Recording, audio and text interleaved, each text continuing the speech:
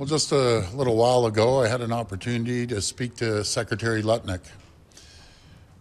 And Secretary Lutnick has sent out an olive branch to us to come down and immediately meet with him, meet with the whole trade administration, and discuss the future.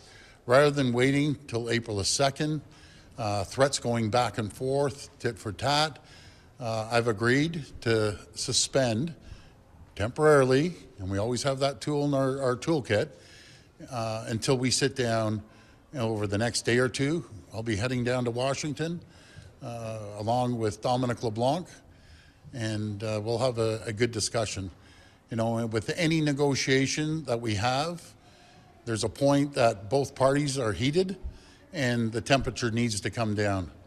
And I thought this was the right decision.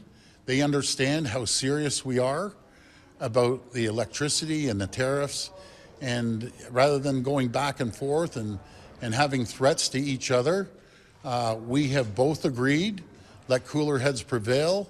We need to sit down and move this forward. This is a massive, massive deal, the USMCA, which the federal government will be leading the charge. I'll be sitting down with all our premiers tomorrow as well, and discussing this and their issues as well. So we're going to go down there, and we're going to go down there with confidence. We're going to go down there with strength. And again, hopefully we can move this forward. I feel as a province, and I only speak for the province of Ontario, I want to reaffirm I do not speak for any other premiers. Everyone's very patriotic, and we have the best premiers I've ever seen. But we're going to be talking about the USMCA moving forward. The worst thing that could happen is wait and let this drag out until April the 2nd.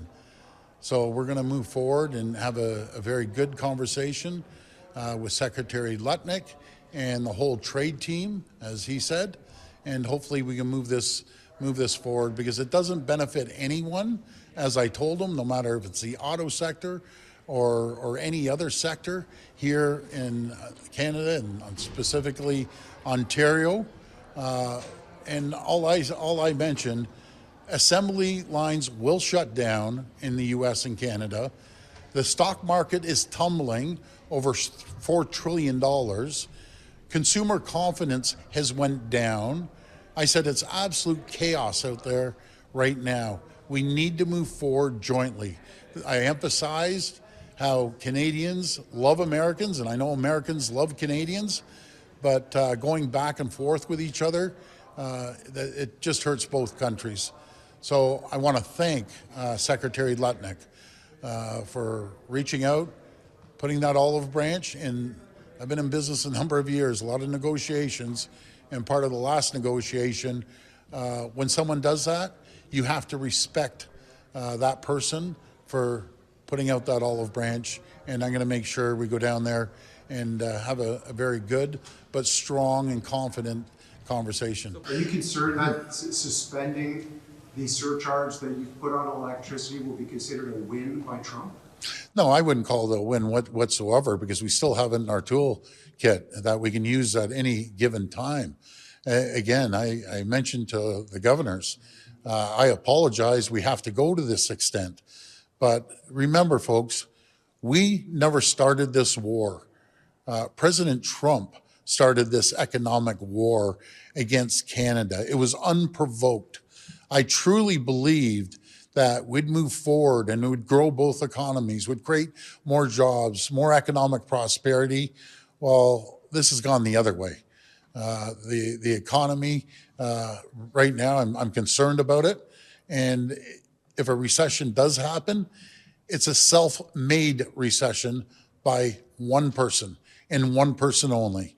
So I just want to move forward. I'm asking for the people of Ontario and Canada's support. I want to thank them for the thousands of messages I'm getting, even people that disagree with me. As some people say, I disagree with you 99%, but you're doing a great job. Keep going.